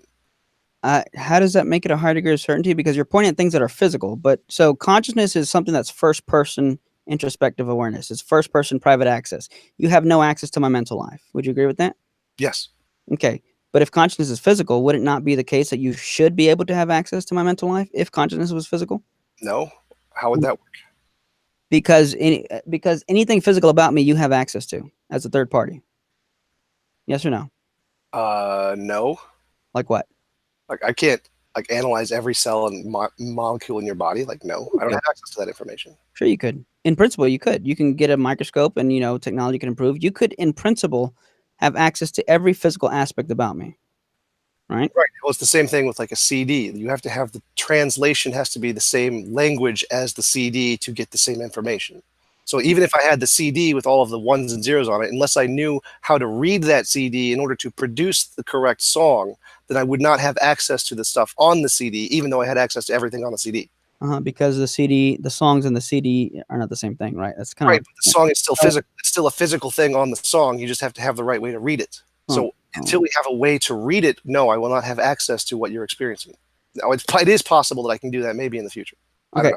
Okay. So the answer seemed to be that in principle, yes, you can have access to anything physical about me, but you've conceded, or I don't know if you have. Well, let me not say that. Let me be fair here. Well, you did say that you have no access to my conscious life, right? Right. I can't in any way see what you're seeing. Okay. And that would that not demonstrate that the physical and the mind are not the same thing? No. I mean, like you said, we might be able to have that in the future if we discover everything about the brain. Wait, to have what in the future? Be able to reproduce conscious experience or see what other people see. And how would we do? How would we? When I say see, what do you mean by see what other people see? Because in other words, if I'm in pain, or let's say I'm thinking, let's just say I have a thought, right? You see a brain firing in my brain. You can study my brain. Do you know what I'm thinking? No, that would be like looking at the CD and seeing the bumps on the CD. Like we'd also have to have the translation process of how it goes from the CD to the song. Okay, so if we had both of those, then yes, I could potentially experience what you're experiencing. Like, I hook that up to my brain somehow. Right. So as a third-party observer, you have access to everything physical about me, but you do not have access to my mental life. The only way you could, how would you have access to my mental life? How could you know anything about me mentally? Well, if we got to the technological ability where we could dissect every part of the brain and reproduce everything it's doing, then we could also have not only the CD, but also the language the CD is using to translate it into conscious experience. So we could replicate your conscious experience into someone else's brain. But again, how would you know that's my conscious experience? We can't know inverted Qualia. I'm sorry? We can't know anything with absolute certainty, but we could still know it with the reasonable degree of certainty that science uses to know anything. Yeah, and I'm not even necessarily talking about certainty here, but in other words, my main point here is, for the sake of time here, is that you have access to all the physical, but not to the mental. And the only way you can have access to my mental life is if I reveal it to you. because consciousness is not physical, while my brain is. In principle, you can have access to every physical thing about me, but you can never have any access to anything mental about me. Right, and I'm saying that could be false. We could actually reproduce your conscious experience, or reproduce experience, and replicate it on other people's experience, so they could actually experience everything you experienced. But Tom, would you not already have to know what my conscious experience was in order to replicate it? No, we'd only have to know the language. Like, we don't have to know the song on the CD to play the CD and know the song. We just have to know how to read it, how to read the CD, and we put the CD in and it can play the song without us ever knowing what the song is. I think I see what you're saying, but I think you're missing what I'm saying here. In other words, you could replicate the brain state, but you don't know what mental state I'm in. You don't know what thought I'm thinking just by looking at my brain activity. So you can replicate that brain state in someone else, but you have no idea if what they're thinking is the same thing I'm thinking. Right, we don't have absolute certainty, but we still have a high degree of certainty. Now, I would say you have nothing at all when it comes to what I'm thinking. There is no way you can look at my brain and know what I'm thinking. There's no way at all. Absolutely. You would hold the burden of proof on that one to show that we will never be able to discover a means to do that. I mean, I'm open to even hypotheticals. I'll give you whatever you want. I'll give you any technology you want that you can invent in your mind that you could think could possibly even exist. Give me a way to show that looking at my brain, my neurons firing, will tell you what I'm thinking. Well, it's the exact same way a computer works. We can look at the ones and zeros and create a screen or whatever is happening on the screen, even though they're two separate kinds of things. We can look at the brain, which is a bunch of ones and zeros firing, essentially, and then produce a different kind of a thing. We just have to find the right language to do it. Okay, but the thing is, we're talking about replicating my consciousness or my conscious experience. Right. And I'm asking, you don't know what my conscious experiences are by looking at my brain. So to replicate whatever's going on in my brain and show it on a screen is to assume that what's on the screen was what I was experiencing, right? Right. Okay, but how would you know what I was experiencing? Well, it's like if I have a camera and it records things and we then play the recording on a TV screen, we have to assume that what's on the TV screen is what the camera was recording. Yeah. But we're talking about a high degree of certainty that that's the case, even though we can't prove it. Again, we've talked about inverted qualia already, and we're talking about conscious beings here. Let me put it this way. Because see, and I was kind of, I mean, I wasn't necessarily baiting you, but usually what people say to this is they'll say, well, or they'll even ask the question if I think, will there ever be a time where we can look at the brain and know what a person's thinking or anything like that? I said, well, if that ever did happen, because to an extent we can do something like that. Like we know that when someone's asleep and there's rapid eye movement, are you familiar with what that means? Yep. Yeah, so they're dreaming, right? They're in that REM sleep, right? So they're dreaming. You know how we got that information? How we got the information that people are in rapid eye movement sleep? Yeah, that they're dreaming. By watching the rapid eye movement during sleep? Yeah, but EEG measurements of the brainwave activity? Like, that wouldn't tell us that they were dreaming necessarily. That wouldn't, or even so. What they basically did is, and so again, for the sake of time, is they pretty much woke the person up and said, "What's going on? I'm dreaming." Okay, let's try it again. Take a nap. And they stand there with a clipboard. And of course, I'm oversimplifying. So they would basically look at the brain states, ask the person what's going on, and then write it down. So eventually they would kind of start to get at least a beginning of some kind of a mapping. But the point is they could not map that without asking the person, because consciousness is a first person private access kind of thing that is not third party accessible. The only way, if possible, we could ever get to that, it would have to be by looking at the brain states and then asking the person what was going on, because consciousness is not physical. Everything that you have access to as a third-party observer is anything physical, but you have no access to the mental because that is not physical. Well, actually, we could actually verify that, because we could make a prediction and say, if what we're seeing in the brain state is you experiencing this, we will predict that you will say you're experiencing this. Like we can say you're imagining an elephant, and say, are you imagining an elephant? You say yes, and say, well, oh yeah, we can predict from the brain states what you're experiencing. Only because we had to have the mapping in the first place that I already explained. Well, no, we can say that we have a prediction. We have a model of how the brain works. We look at the brain states. We make a prediction about what the person is experiencing, and then ask them what they are experiencing. In fact, we've done this test where we've had models of brain states where we say, can we predict what a person is going to choose, option A or option B? And they've predicted it with 80% success, that they can see what you're going to pick like 7 seconds before you pick it. And they can do that just by looking at your brain states. But no, because any of that information is all a posteriori. It's after the fact. It's after looking at it and after and after asking. You don't just look, because you already conceded. You can't just look at my brain and know what I'm thinking. Well, looking at your brain is a posteriori. A priori is just things that we know purely by thinking about them. A posteriori is everything else, everything about the external world. After the fact. That's literally what it means. After the fact. Right. So it's after the fact of looking at the brain states and asking the person what was going on. You can't, nobody, and I don't even think anybody believes that you can just look at the brain state, because to know how the brain works, I don't even know what you mean by that. I mean, we know that neurons connect and fire and there's synapses, but what does that have to do with knowing how the mind works?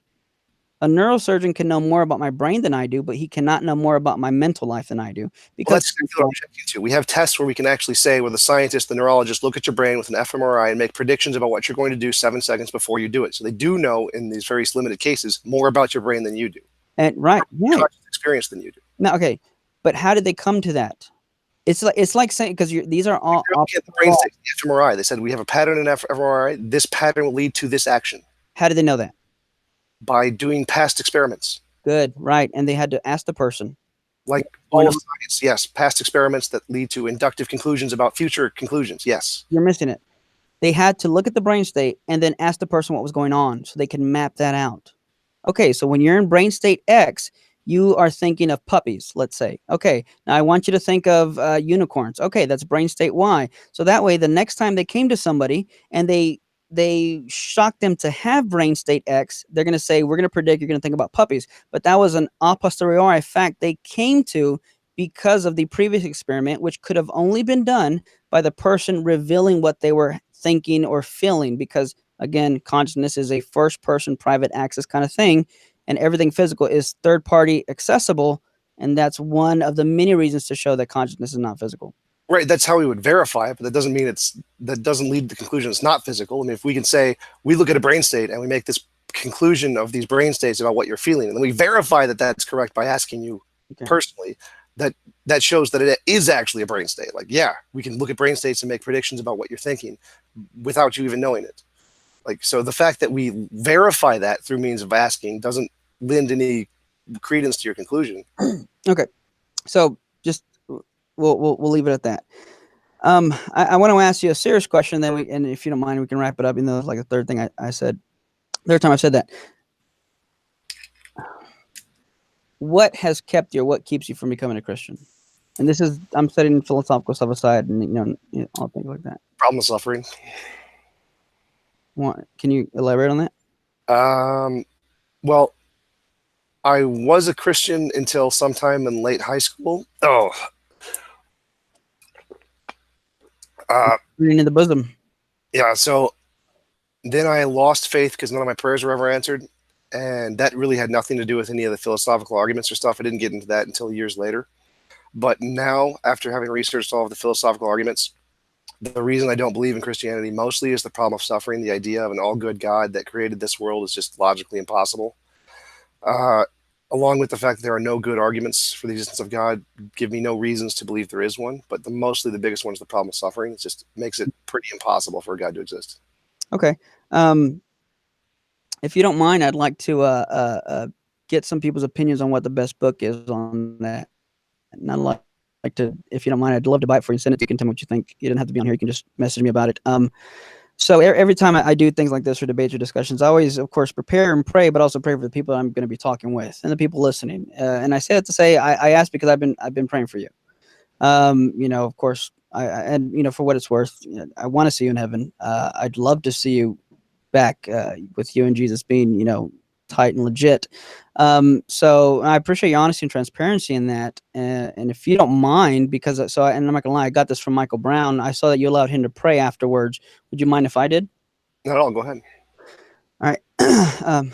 Father, we thank you just for this day and time that you've given us, for allowing me to be able to talk with Tom.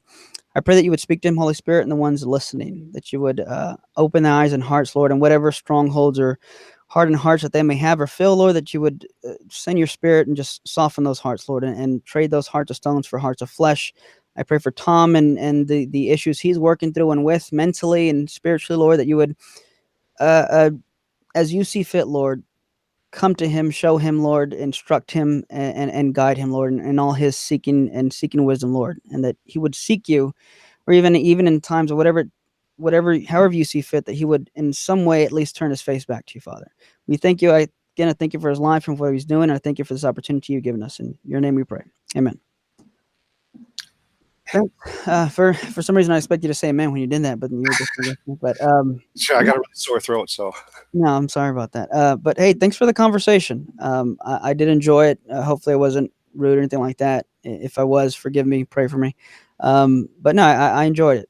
yeah, thanks for coming on. I really appreciate it. I was probably a little rude. I apologize if I was rude as well, because I'm a little got a cold, so I'm a little irritable. So No, hey, it's okay. You're determined by the cold, man, to do that. But no, I enjoyed it. And, it's kind of the nature of these things. But I love that. I've seen what you do, and I appreciate the respect and the dialogue. And yeah, it's always good. And of course, for the listeners, there's people who are on the fence on these things and stuff like that. So I enjoy having these discussions. yeah, me too. Well, thanks again, even though I've said that twice or three times. But anything else or last thing you want to ask me about or anything like that? Actually, there is some more stuff I would like to talk about, but I think we should save that for another conversation. Yeah, maybe that could happen. An hour and 40 minutes. So yeah, which was cool, and it honestly it flew by fast to me because there was a lot of other stuff. I mean, we barely scratched the surface, of course, but I think it was enough for a good start. And yeah. Oh yeah, I wanted to hear your solution to the interaction problem. Yeah. So, okay. Well, really quick. So, one, I don't think there's a problem because it's just one of those basic, or what they would be called a primitive action. It's one of the things that happens because if to ask how that happens, it's like asking how does A cause B? Well, if A just directly and immediately causes B, there's no problem. But if you say, well, A causes B by way of C, then all you have to do is ask, well, how does A interact with C and how does C interact with B? In other words, then you can lead to an infinite regress. So I think the simplest solution, given the arguments for the existence of the soul, which means, just grant me this, if I have good reasons to believe in the soul and arguments to believe in the soul, because when I argue for the soul, I argue 2 points. Consciousness is not physical. And then I argue that consciousness is possessed by something, namely persons, like I possess consciousness. So what is the I, that indexical word? Then I argue that I am not identical to my brain and body. I'm more than a brain and body. And then I argue soul. So given those arguments that I use, if that's the case, then ontologically speaking, the soul exists. And the question of how it interacts with the body is a separate question, independent of the ontological existence of the soul. That's more of an epistemic question.